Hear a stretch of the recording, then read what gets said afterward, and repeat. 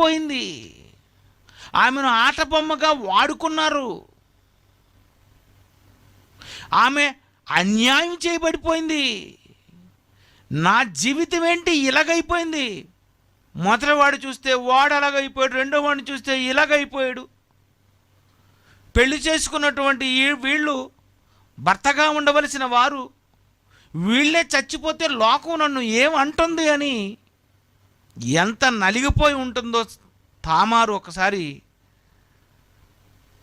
ఆలోచించాలి. బాధపడదండి? వెనకతున్న వాళ్ళు దెప్పరా? అసలు అమ్మలక్కలు ఊరుకుంటారా? వీధిలో ఉన్నోళ్ళు ఊరుకుంటారా?